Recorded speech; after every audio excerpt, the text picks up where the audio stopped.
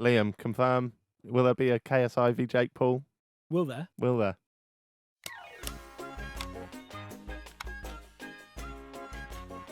Do you think he'll ever get back in the ring? Oh, yeah, he wants to. It's not as easy as you think. So, he'll just fight this guy. Obviously, this year's out because he's music and tour, and there's tours next year as well. Lots of things planned. He is training a couple of times a week and doing it with a proper high-level coach. So he wants to keep in a little bit more for if and when it does happen. It's who against, and a lot of people see KSI, or they want more money than if it wasn't versus KSI, and they won't bring the value that he will. And there's a lot goes into these negotiations. It's so hard. Even like I've been doing the Gibb fights and the Deji fights. It took a year to get a Gibb fight because people won't fight him, or the wrong platform, and the structure's right, or the rights are wrong, or too many people want to get involved on another side, and it's not easy, and it's even harder with JJ. Although if he said I want to fight someone, I'm sure we would make it happen. It's just it has to be right for him now. Yeah. And if you're saying, will he fight Jake Paul? He absolutely wants to fight Jake Paul, but not until he's ready. Right. So that means he's several fights behind Jake. He's not stupid. He like with Logan, best team, best location, most complete focus, best team house, lovely place in Vegas. Everything has to be perfect to give him the best possible chance without any distraction. And that means he has to prepare again for Jake Paul. If that takes a bit longer, it takes a bit longer. The Jake Paul KSI fight is potentially, or could potentially be, the biggest fight yet. Mm-hmm. Which sounds mad when we see the scale of the Logan Paul 2 fight. Mm.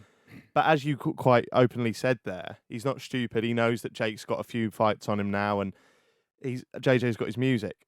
Are we not just seeing a bigger disparity as it keeps going? Like, because Jake does keep getting these fights under his belt. Does that then mean as time goes on that fight is less plausible? Only if Jake Paul believe me, Jake Paul doesn't believe his hype. He professes it, and he's a pretty good faker in terms of how big he actually is becoming in the boxing. He's not doing the numbers and earning the money he says he does. That's all it's a bit of a front. Is it? He absolutely knows that KSI is the meal ticket, and that's where the real money fight is. What? So even despite Jake having more fights under his belt, he wouldn't pull in the numbers? No. I mean, we'll see how this Woodley one goes. Like, if you look back, Jake goes, I'm earning 10 million a fight and this and that. Well, how many? You were the B side on the Logans. You were the B side against Gibb. Gibb had 3-1 on engagement and views and driving traffic to the sites. Yeah. I know Jake since then has definitely capitalized on some great knockouts, some highlight reels, and people are talking. And he is brilliant at giving it the showman and the shit to the MMA and the boxing world, because they're the people who have the credibility to talk about him. Mm-hmm. But don't forget, it's very niche. It's not like football. MMA is a small sport in the grand scheme of things. So all of that gets very much amplified about who this guy is. And they all think, he's got 20 million subscribers. He's this huge guy. I can make millions fighting him. But that's all. Most of those subs don't watch him anymore. With the Team 10 and the Disney fans. Yeah, it's every day, bro. Yeah, so more people want to see him lose still than win. And that's great. It takes that villain. And I think the Jake KSI is such a great narrative that, of course, it's going to be huge. But if you look, even when he does his streams for the Woodley press conference and things, they're pretty poor numbers. And it will rely heavily, this one, on Showtime and their promotion. The first one he did on Triller was he was only undercard to Tyson and Jones. That's what everyone paid for. And he talks about, we did 20 million this and that. Well, you were just on the undercard, and you had a great, you got a great clip and a knockout win, and that's great. You use that because he did the COVID restrictions on the second fight. We don't know how many tickets he'd have sold. So this is the first one, really. This is going to be interesting, the Woodley one. Because he talks about earning millions, and he hasn't yet. I mean, he wants millions, but that's why he left Triller, because Triller couldn't pay him because they said it wasn't worth the value. Oh, really? Yeah, that's why he's now with Showtime. So we'll see how much value he brings them, and let's see from there. But yeah, he will play on that. I'm the A side. I'm the guy doing the fights. I'm with Showtime. Well, actually, if you did share your numbers, you'll show that you're not selling as much as KSI can. Do you, and I don't expect you to tell us, but do you know the numbers that he's getting? Not exactly, but it's not what he says. Really? Yeah. Triller didn't come out and officially say they did 1.5 million buys. Jake Paul did on an Instagram story. Is he allowed to be embellishing the numbers? Whatever. He just keeps saying, we're doing this, I'm told that, yeah. Well, I don't know the exact story why they then parted, but it was certainly because Jake wanted more money, and it wasn't there. Is he the kind of person that if you were to lock off this fight with JJ, he would want the higher percentage? I think initially he tried that because he that's the way he is. Yeah. I had to rescue the Gibb fight versus him because he wanted far too much, and DAZN were just laughing at him, saying he's a clown. Again, I don't know if you can disclose this, but when someone like Gibb and Jake fight, is that split down the middle, or is it not? No, Jake will have got more. Right. But he wanted so much more.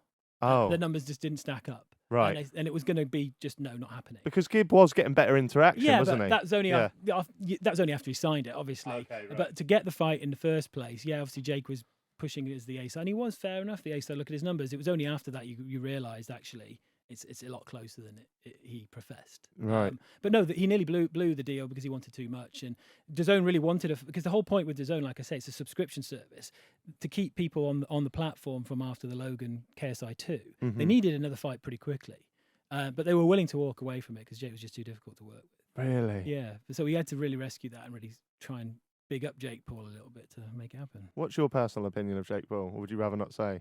I don't know. He's an odd character. He's a bit odd.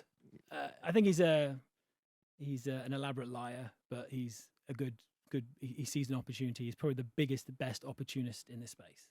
He sees what has been built for him, and he'll go and build on the back of it. And I don't think anyone could do what he's done from where he was after the Gibb fight, say for example, or after Jake and Logan and JJ had fought. I don't think anyone would have got to where he is now because he's relentless. So I think you have to put your hats off to him where he's at right now. We'll see if that continues, and we'll see how good the figures are, hopefully on the show times and things, and see if he has now built that value. But as of a year ago, the value wasn't there in Jake. And it was a persona. It was almost like a fake charade of I'm worth this. He may well be worth that by the time he fights KSI. So that would be amazing. What's your prediction for Jake Paul versus Tyron Woodley? I think Jake wins. I think he's just too big.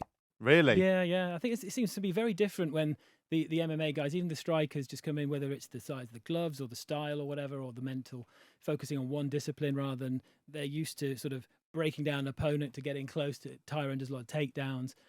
I'm sure he'll have some good. I think if he can weather a few early rounds with Jake, it could be quite interesting. But I just think Jake probably knows how to get through that guard with some very basic techniques. And he does seem to be dedicating his life to it at the moment, doesn't he? And good on him. He's doing great. He looks good. Logan and JJ, we saw recently they did an impulsive, and that did crazy numbers. And it's clear that they have a huge respect for each other now, and it's quite nice to see now.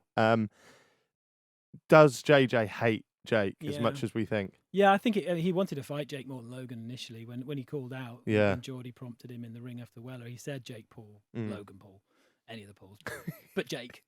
Very much the first name on that list. But it was always going to be Jake to bigger brother. No one thought Jake would be better than Logan. Yeah.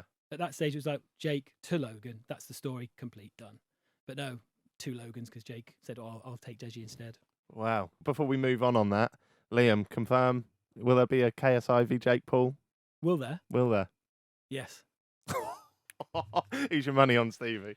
I'm backing JJ. Yeah. I still think Jake hasn't fought anyone worth fighting yet, and he can keep getting his wins for the time being. But I think JJ, as I said, I went Logan in the first one, but seeing what JJ's mentality is like, I'd be terrified of the man. So Heart of a lion, isn't it? As well. Heart of a lion. And I've always been on here and predicted the person that he's fighting against, and he always proves me wrong. So I'll predict Jake Paul. I'll carry on the tradition and I happily get egg on my face if I'm wrong. He said because it's an amateur exhibition fight, we had to announce both of them as winners. I said, well, 1, not in the contract.